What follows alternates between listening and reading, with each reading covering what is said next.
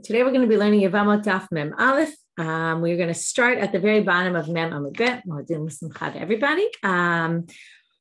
We saw in the Mishnah on Mem Amud Bet, and we've seen this already a few times, this, like I always call it, a bit of a tongue twister or a confusing term, but mutar adam bekrovat sarat chalutzato v'asur b'tzarat krovat chalutzato. Okay, it sounds like almost the same thing. Let's just review again what this is. So a person, I'm with the Mishnah in Mem Amud Bet at the top. At the end of the Mishnah, but the top of the page. A person is permitted, this was all about who someone can marry, right? Rich relatives are permitted for one to marry. So once you divorce someone, obviously, you can't marry any of the relatives. And not only that, because once you divorce them, we also institute for chalitza. Once you do chalitza to a woman, you cannot marry any of her relatives. So now they say, what about the relative of the tzara, the second wife of the chalitza?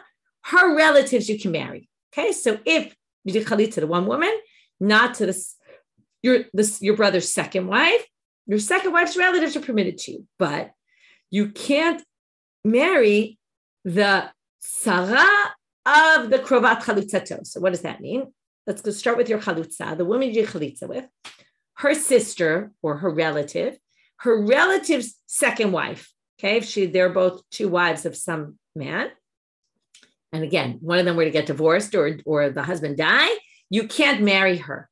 Okay, so the question is obviously why this yes and why that one no. So that's what the last 6 words of Mem Amud Bet are. Maishnahai u'maishnahai. What's the difference between these two women? So they say like this. And again, this is all based on societal things that go on. It actually probably wouldn't be much different in our society if we had more than one wife, which we don't have. But so let's start with that before we get to the next one. First, they're going to say which one is forbidden. So again, it's your relatives, right? The relative of the woman who did chalitza, her co-wife would be forbidden. So why is that? Because they say she will likely go to court with the chalutza. Okay, in other words, when the person goes to do chalitza, who does she bring? She brings her sister or her mother or some sort of relative person. Now, people are going to see them go into court, know they're going to do chalitza, but they'll get confused as to which one did chalitza. And therefore, the word on the street might be that woman herself did chalitza, let's say her sister. Because of that, we forbid her co-wife as well, because we want to say, again, this woman's related, right? Just like the chalutza, you can't marry the co-wife because, right, that was your brother's. It was the co-wife of your brother. Right? She was married to your brother. So here, even though this woman wasn't married to your brother, but people will confuse them. This, by the way, happens a lot. But people confuse best friends, or people confuse sisters, or people don't remember. They remember there was chalitza in the family and it was one of the sisters. So they say, okay, the other sister, her co-wife also can't marry that guy who did chalitza because people might think they're related. But the relatives of the tzara are not a problem because the tzara, right, doesn't go, you wouldn't go to do chalitza, the second wife wouldn't come along for, support, exactly. I mean, the whole word tzara is that she, one of the possible interpretations are she's a sore on your side, right? They're not exactly best friends that she's going to go join her for the chalitza. So hi de lo azla bahadei lebeitina lo gazru barabanan. So again, the sarat krovat chalutzato, right? The krovat sarat chalutzato, the karov of the tzara, who was the co-wife of the woman who did chalitza, there's no reason to be goes there because no one's going to think that she was the one who did chalitza because nobody saw her going to court, and therefore there'd be no confusion. So that's an interesting reason as to why, how to explain this Mishnah based on who would be what people would confuse, who would be more likely to go into court as support. Anyway, interesting. New Mishnah. Okay, let's pull up the presentation. So we're starting here. Okay. So Reuven is married to Rachel, and then Reuven dies. Okay, Rachel falls to Yibum to Shimon and Levi. Shimon, okay, so now, Choletz leaving to Shimon does chalitza with Rachel. In the meantime, Nasa achiv et achota. Levi married Leah, Rachel's sister. So we now have one brother who did chalitza with one sister and one brother who married the other sister. V'met. Okay, now, if Levi dies, Leah falls to Yibum, to Shimon. And what happened though? Shimon already did chalitza with her sister. So that's what we call achot chalutzato. We've learned this before. Okay, this is good because we're getting repetition, which is Shimon can't marry the sister of someone he did chalitza with. And this is again because all the time we're saying that we treat chalutza like she's a divorcee, right? On a rabbinic level, we already discussed, right, that's a difference. We had that at the very end of yesterday's daf. Chok grusha midivrei Torah, achok chalutza midivrei sofrim. So on a rabbinic level, we forbid Leah to Shimon. So therefore, okay, so basically Leah is going to have to do chalitza with Shimon. She can't do Yibum because he already did chalitza with her sister. Next case. V'chen, okay, the words v'chen don't appear here on the presentation, but it's an important word. V'chen hamigareshet ishto. And likewise, now you're going to see it's not exactly likewise, and the Gemara is going to say, why does it say likewise? Likewise, we would assume, we're going to bring another case where instead of Shimon doing chalitza with Rachel, he actually divorces Rachel. And here it's not going to be a Yibum case at all. It's just that it wasn't Reuven was married to Rachel. In this case, Shimon was married to Rachel from the beginning. Okay, no issue with no children. They had children. He divorces her. Levi marries Leah. Leah is exempt from Yibum from Shimon. Now, this is not the same, even though it was introduced with the word v'chein, and similarly. It's not similar. It's a little bit similar, but it's really not, because it's similar in the sense that Shimon can't marry Leah. But it's different because in the first case, we said Leah has to do chalitza, or Shimon has to do chalitza with Leah. In this case, we said Leah is totally exempt because here, what's the issue? It's clear erva. This is Rachel. He was married to her sister. The fact that they're divorced doesn't make a difference. She's still alive. Remember, the whole issue with marrying two sisters is bichayaha, when she's alive. So if Rachel, as long as Rachel's alive, even if she's not married to Shimon, Shimon can never marry Leah. Therefore, Leah is exempt. Shomeret Yabam, next case. Now we have a woman who's waiting to do Yibum. So again, Reuven, we're back to Reuven was married to Rachel. Reuven dies. Rachel falls to Yibum to Shimon and Levi. At this point, she's allowed to marry either one of them, right? She can do Yibum with them. But in the meantime, before anybody does anything with her, Kidesh achiv et achota. Levi decides to get engaged. And again, halachic engagement, Kiddushin, betrothal to Leah. So he betroths Leah. Now, at this point, we have a problem, because Levi has the zika of Rachel on him, right? And he can't marry Leah because he's got what we call achotz kukato. Remember, her sister is supposed to marry Levi. And remember, we said zika is as if they're almost married. So it's as if he's married to two sisters. It's a big problem. So he hasn't yet married Leah. So it's not terrible yet. So what do we say? Mishum Rabbi Yehuda ben Betera amru. Ne'ev Rabbi Yehuda ben Betera, it was said, omrim lo. We tell him, Hamten ad she'aseh achicha ma'aseh. Wait, Levi, don't consummate the marriage. Okay, don't get married to Leah yet. Okay, wait until Shimon deals with Rachel, the Yevamot. And then, right, if Shimon either does chalitza or yibum, those are the next words in the Mishnah, chalatz va'achiv o knasa. If Shimon does either yibum or chalitza with Rachel, then already the zika of Rachel to Levi disappears, and the Levi can go marry Leah without a problem. Yechnoset ishto. Then he can marry her. Okay, so that's the case in the Mishnah. So we had 3 cases, just to review. Someone who does chalitza, and then his brother marries the sister and dies and falls to yibum. Shimon can't marry Levi's wife because he already did chalitza with the sister. If Shimon had divorced Leah's sister also, and then she's exempt entirely, he doesn't even do chalitza. Or if one, the Rachel fell to Yibum to both Shimon and Levi goes ahead, and he shouldn't have done this, but he betroths Leah. At that point, he just has to wait until Shimon deals with it. Once Shimon deals with it, it's okay. So now, now we have a few more things about this. Okay, what if Meta Hayivama? Going back to this previous case where Levi betrothed Leah, and we said Shimon has to deal with it, but there's some other ways that the things could happen. What if Rachel dies? If Rachel's to die, obviously the zika of Rachel disappears. At that point, remember, the whole issue of a sister is only when she's alive. So if she dies, then Levi is allowed to marry Leah without a problem. Yechnoset ishto. Next case, Mate Yabam. Okay, what if Shimon dies? Now we're really stuck because if Shimon was Levi's hope. If Shimon dies, then Rachel falls to Yibum to Levi, and now Levi's got his betrothed woman, Leah, and he's got Rachel who he's supposed to marry, so he's totally stuck. In this case, Yotzi Ishto beget, he has to divorce Leah, ve'eshet achi b'chalitza. He basically can't marry either one of them because he's got issues with, two sisters on him. One he already betrothed and one he has to do Yibum with. So we basically say you got to do chalitza with Rachel, get rid of her, and get rid of Leah with the get. Okay, that's the Mishnah. So the first thing the Gemara does is ask the following question. My v'chein.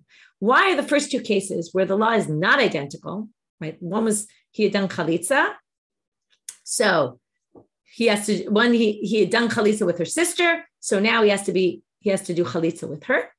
The second was he had divorced her sister. Then her sister is exempt if she falls to Yibum. So my v'chein, why does it say, and similarly? It's not similar. So ema aval hamigaresh, they change the word and they say but hamigaresh. In other words, they're not the same. So now Amarish Lakish, and this we saw in yesterday's daf as well. Kan shana Rebbe achot grusha midivrei Torah, achot chalutza midivrei sofrim. Right, that was how he ended yesterday's daf. This is what Rebbe said. Right, about this Rebbe said that the sister of a grusha is a forbidden to by Torah law, and that's why she's exempt if the sister falls to Yibum. But the sister of your chalutza, since you were never really married to her, it's just that we want to compare chalutza and grusha because you're kind of similar because you've severed a relationship with her, even though in this case you never really had a relationship with her, but we still forbid the wife, but that's only by rabbinic law. That's why by Torah law, she's actually obligated in Yibum. So what do? We do chalitza to get rid of the Yibum obligation, but without actually marrying her, because marrying her would be an issue of the Durabanan who forbids this relationship. Shomeret Yabam Shekidesh. So now we're going to go back to this Rabbi Yehuda ben Matera suggestion where if you did Kiddushin with the woman, then we basically say wait until your other brother deals with the Yibum case, whether he does Yibum or Chalitza, and then you can finish the marriage of your wife. So Amar Shmuel halacha kedivrei Rabbi Yehuda ben Matera. So even though they said this was in the name of Rabbi Yehuda ben Matera, as if this was maybe one person's opinion, we actually paskin that way according to Shmuel. Now they ask a big question. Ibayelu. Meta ishto ma'u b'yivimto. Okay, let's go back now. The Mishnah had talked about a case where the Yevamot died. Okay, remember that? If the Yevamot dies, then we said, right, if the Yevamot dies, then he can obviously marry his wife because the Zika is gone. What if Leah dies? Okay, instead of Rachel dying, okay, let's go back to the previous picture. Leah dies. Now, at this point, what would you think, right? It sounds like Levi can go marry Rachel if she wants to do Yibum with her because he no longer has Leah in the picture. So we already said the whole issue of your sister is only if she's alive. Once she's gone, it should be permitted. So we're going to see, though, there's a machloket and moraim about what to do if Leah were to die. So Mahu b'yivimto, Rav Rabbi Chanina da'amrei travayu meta ishto mutar b'yivimto. If she dies, it's permitted. Shmuel v'Rav Asi da'amrei travayu meta ishto asur b'yivimto. Now, what reason could there be to forbid? We've seen this before, that once she's forbidden, right? In other words, you have to, here there's a few stages, okay? So let's go back and show it in the presentation. In the beginning, when Reuven died, theoretically, right, Rachel was permitted to Levi, no problem. Then what happened? So she was permitted to him, B'shat Nefila, right? The moment of Yibum, it was okay. Then when Levi betrothed Leah, Rachel became forbidden to Levi. So she became forbidden. But now that Leah's out of the picture, right? Imagine we make her dead. So Rachel should be permitted to Levi again. That's Chazra, right? We're going to see this inside in a minute, that she was permitted, then forbidden, then permitted. Rav Asi and Shmuel, it sounds like they're saying, look, she was forbidden in the middle there. So she doesn't ever go back to being permitted. Okay. And we've seen things like this before where how do we, right? There were machlokot. How do we view if it was permitted at some point, forbidden at a different point, right? Where do we go from that? So that's why we have a machloket. Amarava. So Rava says, my time of Rav. What's Rav's reason? Mishum dehava yivama shehutra v'ne'esra v'chazra v'utra tapzor letira rishon. Again, this is what I just said. She was a yivama that was permitted. Then she became forbidden because in the beginning when she fell to Yibum, she was okay to marry Levi. Then he betrothed her sister. No can do. She became forbidden. But once Leah's out of the picture, we just revert back to the original. And she was permitted, no problem. So Mati Rav Hamnuna says, wait a minute. I'm going to raise a question against this from the following Mishnah. Okay, this is something we learned already. Just fast forward in the presentation. Okay, two brothers married to two sisters, and one is not married to anybody. Okay, so Reuven's married to Rachel. Reuven dies. Rachel now, so Asaba Mufne Ma'amal. Levi does Ma'amar. Remember, that's like a type of kiddushin, like an engagement, to Rachel. Okay, specifically made for Yibum. Now, Achar Kach Meit Achiv Hasheni. Now Shimon dies. What's the problem?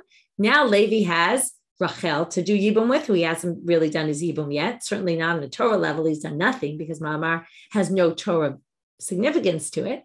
And he has Leah upon him, so he's got Zika from both women. At this point, they're all prohibited to him. Okay? Now, so after Meit Achiv Hasheni, Achar Kach Meta Ishto. Then Leah dies. This sounds very similar, where again, permitted in the beginning, Rachel was permitted. Then she became forbidden because Leah also fell to Yibum. And now when Leah dies and the Zika of Leah is gone and her sister is dead, right? You would think he could marry Rachel. And that would have matched what Rav and Rabbi Hanina said. But what does it say here? Ota Yevama choletzet v'lo mityabenet. Levi can only do chalitza with Rachel. So what do you see here? The fact that it was hutra, and then ne'esra, and then chazra v'hutra, right? It was forbidden, then it became, I was permitted, then it became forbidden, then it became permitted. What do you see here? It's not allowed. So how could Rav, you say that it works in your case, when clearly in this Mishnah, it doesn't seem to work? So he says, Amai, why chalitza, according to you, tahavi kivama, this is just like Yevamot. This is what I said, shutra, v'nesra, v'chazra, v'utra, who was permitted, then forbidden, then became permitted again. Tachzor l'tira rishon, she should be able to go back to her original heter, and he should be able to do yibum with her. So what was Rav's reaction? Ishtik. He was silent. He didn't have a response. Lebatar de nafik, after he went out, Amal, so after Rav Hamnuna left, seems to me anyway, it must have been Rav Hamnuna who left, Amal, Rava said to Rav, Amai lo amart le Rabbi Elazar. Why didn't you just say that Mishnah must go by Rabbi Elazar? And then you could have said, and I hold by Chachamim. Now, what's Rabbi Elazar and Chachamim? So if you look at Rashi, a few lines lower than where we are in the Gemara, quotes Rabbi Elazar, Beperek Beit Shammai, this is much later in Yevamot on Daf Kuftet. Hamigareshet tehisha. We're going to see Rabbi Elazar talks about a case also where it's permitted, forbidden, and then permitted again. And he's going to say it's not permitted. But the case is a little bit different, but we'll see what the case is. The case is where he was married to a woman, he divorces her. And then he returns her, hechzira. Okay, classic case of machzir grushato, a man gets divorced from his wife, then decides to remarry her again, or they decide together to get remarried. Muteret layabam. Rabbi Elazar. So now, let's say, okay, they were married twice, but never had children. And then he dies. Can she marry the Yabam? So according to the rabbis, no problem. According to Rabbi Elazar, oseh. Why? Go back in time. What happened on that timeline? First, she married this guy. What's her relationship to all the brothers? Forbidden. Unless he dies childless, and then she'll be permitted. So that's actually considered permitted to the brothers, because in the event of Yibum, she'll be permitted. But when he divorced her, that was a moment for those years, whatever it was, she's now forever forbidden to the brothers, because there's no potential for Yibum once she's divorced. And that's a classic case, grushat ach. You're not allowed to ever marry your brother's divorcee. Okay, you just can't do that. So at that moment, she was forbidden. Even though he remarried her, Rabbi Elazar says, look, she was forbidden to do Yibum at that point in time. She's never going to be permitted to him again. Okay, that's his approach. So why don't we say that the three brothers case that we just discussed, again, where there was a time after she became right in the beginning, again, in the beginning, Levi could have married Rachel. Then what happened? Shimon died and Leah fell to Yibum. And at that point, he wasn't allowed to marry Rachel. When Leah is out of the picture, though, and she dies, right? So Levi can't marry Rachel. She does chalitza.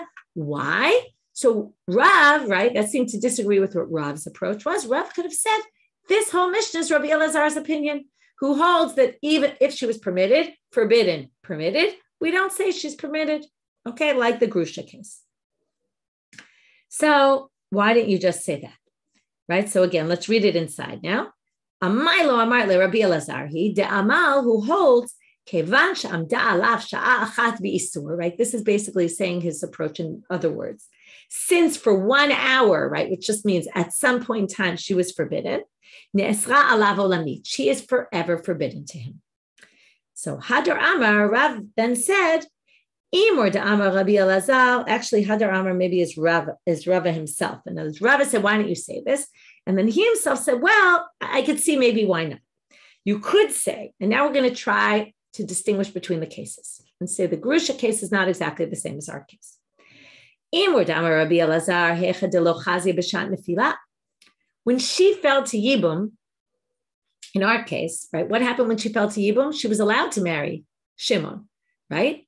It was only after when Levi died that the sister fell to Yibum became a problem. In the beginning, she was allowed to. So that, in the case of the Grusha, when did the problem kick in? The problem kicked in earlier, before the Shav Nefilah Yibum. Okay, remember on the timeline, he married her, he divorced her. When he divorced her, she couldn't do Yibum. Then he remarries her. At that point, when she falls to Yibum, she falls as his brother's wife who has no kids, and it should be okay. So the whole, in other words, here, actually, right, it's not okay. In this case, we're going to say, when she fell to Yibum, she still had, the time period where she was Grusha was before. So that messes her up according to Rabbi Elazar. But Rabbi Elazar might not agree in our case, because in our case, the whole problem kicks in after Yibum. Remember? When she falls to Yibum, in the beginning, she actually does ma'amar with Levi. There's no problem. Rachel can marry Levi because Shimon is married to Leah, but that has no effects on us whatsoever. So basically, only when Shimon dies, I think I messed up Shimon and Levi before in my description, but whatever. I think you understood. But if Shimon dies, then when Leah falls to Yibum, then it'll be a problem. But that all happens. Here, she was okay at the moment that Reuven died and Rachel fell to Yibum to Levi. Levi was allowed to marry her.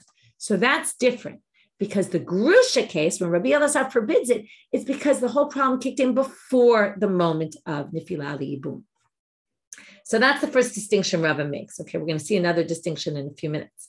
But right now, that's the distinction. And therefore, he says, therefore, you couldn't necessarily assume that the Mishnah was Rabbi Elazar, and maybe that's why you didn't answer that. However, Hadar Amor, but now he comes up with another thing. And he says, well, in fact, even if you might have thought Rabbi Elazar wouldn't agree with what we said here, Ha'aval, right now, remember, what's our case that Rav talked about?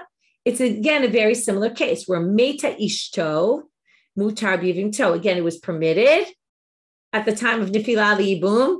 Then Levi married he did Kiddushin with the sister, and then the sister became forbidden to Shimon. So it's similar in this order that we've discussed, where at the moment of Nefilah Yibum, all was fine. It got messed up later. So if you would have thought maybe Rabbi Elazar doesn't hold that way, in that case, you're wrong. Because it's a Braita that says exactly our case. And it says that Rabbi Elazar holds against Rav. So, in Hadar Amar, Rav then said, in fact, though, you could have said that whole Mishnah is Rabbi Elazar. And I hold like the rabbis, because Vahatanya, it says in the Braita, Rabbi Elazar Omer, Meta Yivim To, Mutar Bishto, Meta Ishto, Ota Yivamach, Let's Velom Gebem, which is exactly what our case that we were looking for, which is, again, if the Yevamot dies, then Levi can go and finish the wedding with his wife. But that's our Mishnah. But if Ishto dies, if Shimon's wife were to die in that story, I'm sorry, let's go back to the story so you see it inside. If Levi's wife Leah were to die, again, it's confusing who's married to who here, but if Levi's wife Leah were to die, which was our whole question, what happens if Leah dies and then Levi's no longer connected to Leah because Leah's dead? Could Levi do Yibum with Rachel? Comes Rabbi Elazar and he says, no, can do. Okay? She has to do chalitza. So now we have this, right? We now have that Rav could have answered to Rav Hamnuna, that Mishnah is Rabbi Elazar. Don't ask me questions from that Mishnah, because that Mishnah matches the Daf Kuftet, and it matches what he would have said by us as well. And you see that there, and therefore don't ask me questions.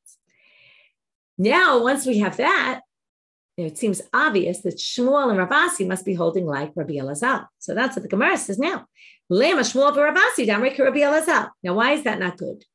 Because Rabbi Elazar is an individual, and the rabbis are the rabbim. We always hold like the majority. So it's not good for Rav Asi and Shmuel to say we hold like Rabbi Elazar, because that's kind of pigeonholing them and saying, oh, well, we probably don't hold like you. So by saying that, we're basically sticking their opinion off to the side and saying, well, we don't really hold like you.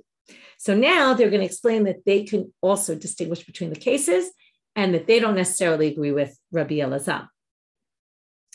Afilu tema kerabanan. In other words, they could say we hold like the rabbis. Why? Ad kan lo kamiflage Rabbanan ale de Rabbi Elazar ela mishum dinim fila ve'elach lo mitzar alayu.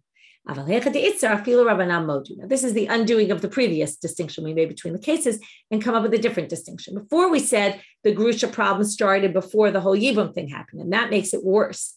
Now we're saying actually it makes it better, because they could say it's like this. Again, this is classic Gemara, just kind of looking from different perspectives and proving your point from however you need to prove your point. So what happens? In the case of our Mishnah, what happened? First, she felt to Yibum all was good, but then she got messed up because then he betrothed the sister, and that forbade her to Levi. So even when the sister dies, Rabbi Elazar is going to say, Rav Asi and Shmuel are going to say, this is a problem, because once Yibum, when Yibum, it's not the moment of Nifilal Yibum that's important. It's once she was potentially able to do Yibum and then got messed up, that messes her up forever. That's what Shmuel and Rav Asi said. But we can still agree with the rabbis in the Grusha case. Why? In the Grusha case, what happened? He married her, divorced her, then remarried her. The remarriage kind of undid the divorce. And the whole problem was all kind of dealt with before Yibum even happened. Once Yibum happened, nothing got messed up after that. So it's only when it gets messed up after Yibum that we're going to say it's a problem. But if it was all messed up before Yibum, but then kind of fixed because they remarried, comes back the chiyuv of Yibum, and there's no problem of Esharach. So basically, they explain we could hold by the rabbis there and yet hold differently here because of the order of events. So again, the order of events could affect things in different ways depending on what your perspective is. Okay, new Mishnah. Now we're going to get back to this 3 months. Okay. And we said you have to wait the 3 months because maybe she'll be pregnant. Maybe there won't be a chiyuv of Yibum at all. Okay, and now we're going to talk about not only her, but all women who end a relationship, a marriage, can't get married to anybody else within the first 3 months because of this concern of the child. We don't know who, what, anything. So we're going to have a 3-way debate about it, actually. So let's start with the Mishnah. Okay, she can't do not chalitza, not yibum, unless she waits 3 months. We're going to have to deal with why not chalitza. Chalitza, right? The whole problem is to get into a marriage relationship with someone. Chalitza, right? In the best case, she's not pregnant, and it's best case for the rules of chalitza. She's not pregnant. Chalitza was a good chalitza. In the worst case, she was pregnant. She wasn't obligated to do chalitza. She did it anyway. It's a useless act. What's the difference? So again, from the woman's perspective, it's an unpleasant ceremony to go through. Why would you do that? But that's not, right? We're talking about by law, can she do it earlier? So for some reason, it doesn't even allow her to do it within the first 3 months. We're going to have to figure out why. And all likewise, all women, they can't get engaged, they can't get married until they wait 3 months. Okay,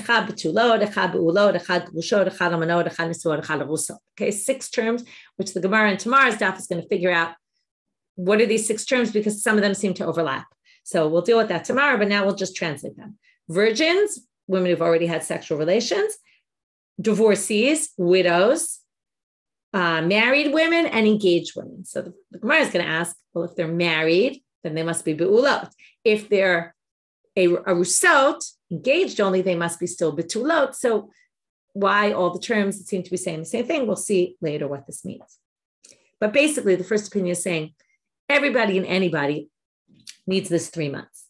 Rabbi Yehuda Omer, Hanisuot yitarsu v'harusot yinasu. Sounds like a bit of a play on words.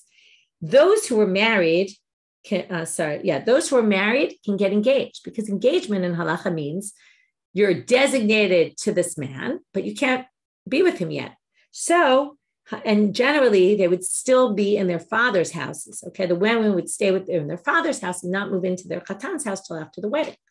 So no chance anything's going to happen. So we're not worried about any future babies, right? And confusion. It's obviously going to be from the first husband. So if you were married from your first marriage, you can get engaged.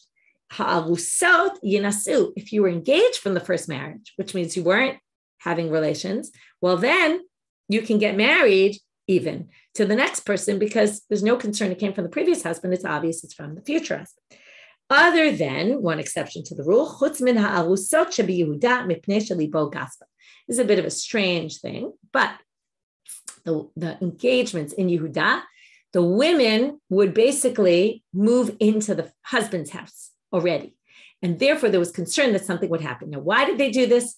Unclear. The Yerushalmi gives a reason, which is that there was some Roman decree that the women all had to, anyone who was engaged had to go sleep with. I didn't read all the details super clearly, but they had to, I hope I'm not getting them wrong, but the basic idea I got, which is that they would basically take the women to sleep with them before they got married, and therefore what they wanted. And again, this is a little bit hard to understand how this really worked, but in order to make the women not want to do this, now you got to assume the women didn't really have much of a say in the matter, but maybe they did. Maybe it was done in such a way that they did have a say, and they wanted them basically to know their husbands more intimately so that they wouldn't want to be with these other people. Okay. That's one possible explanation, which is possible. Again, it's hard to really understand. Could just be there, societally, it was different here. Rashi just simply says, that he would be, which is very interesting. If you look 3 lines from the bottom in Rashi, or 4 lines, in Ketubot it says, and we'll get to this when we get to Ketubot, it actually says it a few times, in the Gemara comes up, they would do yichud mamash. They would be alone in a room. Kadei she'eli bo gaspa, in other words, so that he'd desire her. Ragil u'mitzachek ima, shelo yuboshin zemize b'bilat mitzvah. Very interesting. Like they want them to go from 0 to, all the way in one night. It would be a little too much. So they would get used to it before. But because of that, there was a chance that maybe more had happened, right? And therefore, right, it's hard for us to understand in our knowledge of halacha nowadays, the way people view it, nobody would allow this kind of thing and say, be together before. Obviously, in societies where they don't keep halacha, it's not the case. But anyway, this is just an interesting societal thing that in Yehuda, clearly things were different. We don't really know why exactly, but clearly they did have an opportunity to be more alone together than they did in other places. Okay, now he basically says, so those people are exceptions to the rule. If they were arusot there, or if they were married before, they can't get engaged now because there's a concern that maybe they will have children. Rabbi Yossi Omer, kol hanashim yitarsu, says we have no problem with anyone getting engaged. Okay, forget about you. We're not worried about that. Chutz min ha'almana. There's only one exception to the rule. She can't do it within 3 months for a totally different reason. Mipnei ha'ibul. She's supposed to mourn her husband. It's not appropriate for a widow to get remarried within 3 months. It's almost like, I could really care less about my first husband, and I've moved on. Okay, we'll get to more of that on Daf Mem Gimel. So now the Gemara starts and says, what's this deal with 3 months of chalitza? We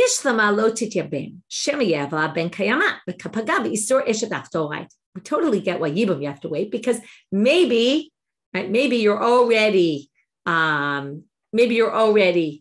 pregnant. If so, you're not allowed to marry your brother's wife. So I'm sorry, you're not allowed to marry. You're the wife of your brother. You're not allowed to marry your husband's brother. So that we get. Why can't you do chalitza? Maybe this proves Rish Lakish over Rabbi Yochanan. Remember the homachloket? Remember we had homachloket? If you did chalitza and it turns out she was pregnant, do we say that the chalitza was no good and you have to do another chalitza? Rish Lakish said you have to do a new chalitza. It turns out she was pregnant at the time. But Rabbi Yochanan says no, or chalitza retroactively is fine. So the fact that we don't allow chalitza in the first 3 months maybe proves Rish Lakish, because your chalitza might be meaningless. So the Gemara has an interesting reaction. The Gemara says, didn't we already knock out his opinion? Remember, we said that was one of the cases we hold like Rish Lakish because Rish Lakish has a bright to prove it. So didn't we already knock out Rabbi Yochanan? So why are you looking to, right? You already punched some guy. Why are you punching him more, right? He's already down. So why are you knocking him out with another approach, with another source? So they say, no, what's the problem with that? Why don't you just say, this is an additional question of Rabbi Yochanan against him? So the Gemara says, lo, because it's not. Why? And now we're going to try to come up with all different reasons. We're going to end up with 3 different reasons. 2 will get rejected as to why you can't do this, why you have to wait the 3 months. We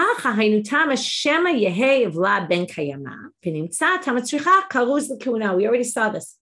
Maybe, right, what's the thing? She'll do chalitza. In the end, she'll be pregnant. Her chalitza will be meaningless, which means she's allowed to marry a Kohen because she's not really a chalitza. The chalitza ceremony was as if it never happened. And therefore, she can marry a Kohen. Well, what's the problem? People will have seen that she did chalitza, and therefore you'll have to make a big announcement about it. We don't want to make you make that big announcement. So the Gemara says, "V'natracha." So what? Why don't we just have? You did your chalitza. Turned out it was nothing. Go make a big announcement before you go marry a Kohen that your chalitza was meaningless because you had a child, and then no problem. What's the big deal? So they say again. I'm sure you remember this. Maybe there were people that were part of the chalitza ceremony, but weren't part of the, right? They heard about the chalitza ceremony. They didn't hear about the announcement you made, right? Not everybody hears everything. And then, people will start saying, she married a Kohen, she can't marry a Kohen, her kids are halalim, right? We'll start all these terrible rumors about you. You won't really want that to happen. Here the Gemara raises the question, why they didn't ask it when we saw this last time is a good question. The commentaries asked, but let's just look at their question. Tina Chalmana. That makes sense if the woman was just widowed, right? Because that was the case. She was widowed. She had to do yibum, etc. But grusha ma'ikana meimar. What if she was already married before? She married someone else and got divorced. Then she married this guy. They ended up without children, and she has to do chalitza. Now, why, if it's a woman like that, she shouldn't need to wait the 3 months. If the 3 months is just to say, we want to make sure that you can go marry a Kohen, this woman could marry a Kohen in any case. So they say, okay, so let's give a different reason. Mishum da'afsila mezonot. The issue is, and now it's very interesting, this isn't a halachic issue. There's no problem with doing chalitza within the first 3 months, but it's not the smartest thing for the woman to do. We're now giving advice to the woman. If you want to be okay financially, you're better off waiting 3 months. Why? Generally, again, these are laws of ketubah, okay? The way it works with the ketubah is a woman is promised financial security if the husband dies. What does that mean? It means you can either get the lump sum of the ketubah money, or until such point as you demand the lump sum of the ketubah money, you can take mizonah. Now, at a certain point, you have to take the lump sum of the ketubah money. For example, it's in some sources, it's once you start putting on makeup and you start looking interested in other men, you're already kind of disconnecting from this husband. At what point exactly? Is it only when you're engaged, right? There's all different things, but let's just assume at some point you're basically saying, I'm disconnected from this husband's family, and then you can no longer get a monthly sum for food, and then you just get your lump sum of your ketubah and done with it. This woman's in a bit of a different situation because she's designated to the next husband for the Yabam. So basically, since the first 3 months he can't do Yibum anyway, the first 3 months she gets money from the husband's estate for support, life support, right? Sustenance, monthly payment. After that, she doesn't get any money from him. We'll have to see at the very end of the daf, so where does she get money from?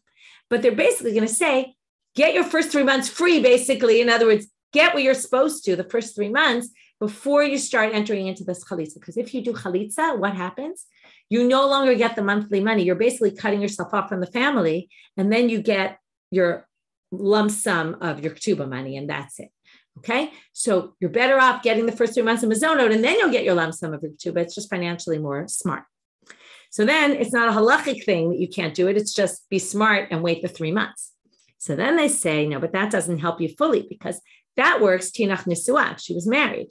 But arusa grusha ma'ikalamemer. Now, an arusa doesn't get ketubah money at all. What if she was only engaged to the first guy and she had been divorced previously, so she can't marry a Kohen anyway? And so that first issue was an issue. And she can't get mizonot anyway because she wasn't yet married. So that wouldn't help you. So what do? The mizonot money does not come out of the ketubah money. It comes out of the estate of the husband. It doesn't come from your ketubah money. So now, what do we say? Okay, El Mishum to Rabbi Yossi. It must be because of this. Tanya, Maseh be'adam echad sheba lefnei Rabbi Yossi. There was a case, someone came for Rabbi Yossi. Amar lu ma'u lachlotz b'toch shlosha. Can I do chalitza within 3 months? Amar lo lo tachlotz. No, she can't. V'tachlotz u'ma b'kach. Why not? So kara alav mikazeh im lo yachpotz. Right? If he doesn't want to, he can do chalitza. Ha'im chafetz yabem. We've learned this already, right? That means, when can you do chalitza? When you had potential to do yibum. So now, right? Only if you could potentially do yibum can you do chalitza. That's why you can't do it within the first 3 months. Because you can't do yibum, so you can't do chalitza. On that, they're going to ask the question, Mati Rav Chinina brings the following source, this Tanaitic source, what do you mean you can't do chalitza when you can't do yibum? What do you mean? All these cases of doubt. They do chalitza and they don't do yibum. Right? We've seen many cases where you do chalitza when you can't do yibum. So now we're going to try to figure out what's sfeikot, my sfeikot. If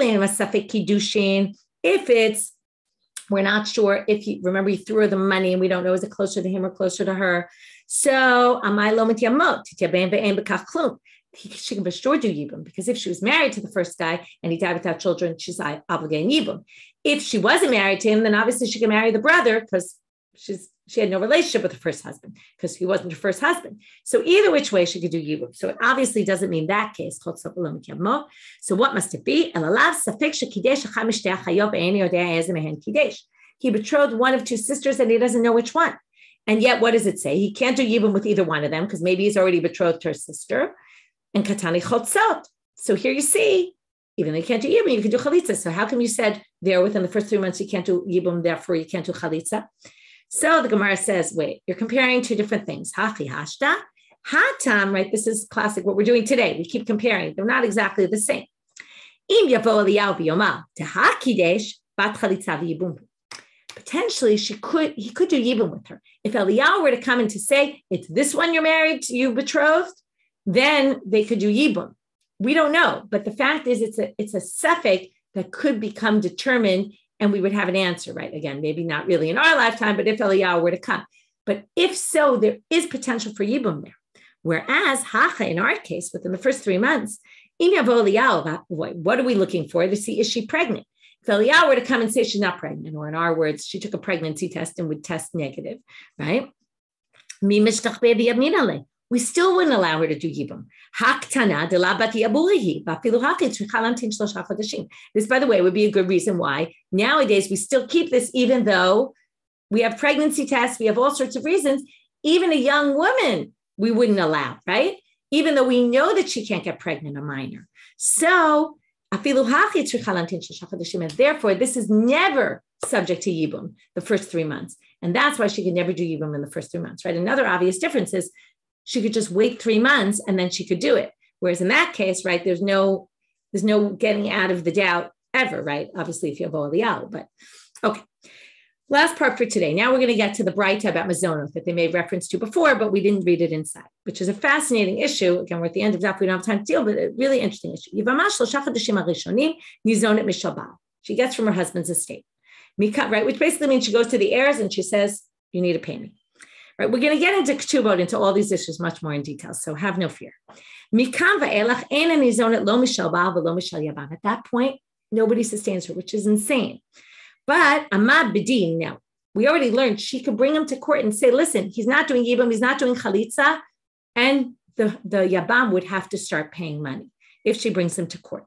Amad Bedinu Barach, if he is sent to court and the court says you have to do it and he runs away, Nizonet Michelle Yabam, she still gets money they take from his money. Okay? There's a whole debate about whether it's only if he ran away or even if he didn't run away. There's a whole debate among the commentaries about this. Nafla lifnei Yabam Katan. This is a crazy line. She falls in front of the Yabam Katan. Now, she only gets the husband for 3 months, but now the Yabam is too young, so he's not sustaining her. Miyabem leitla mibal mai. So can she go back and get from her husband's estate until the Yabam gets of age? One says yes, one says no. The hilchata, this is what's crazy, leitla. She doesn't get the money. Mishmaya kansua. This is a crazy line. It's God decreed that this happened. In other words, the fact that she fell to a young Yabam, look, God did this. There's nothing we could do, which is an interesting answer. You have to remember the Hilchata in the Gemara is not always written in the time of the Gemara. It was sometimes added notes later. And if you have the Koran, the Koran has a good footnote that basically says that not everybody agreed with this Psak Halacha. And in fact, right, I can quickly read it.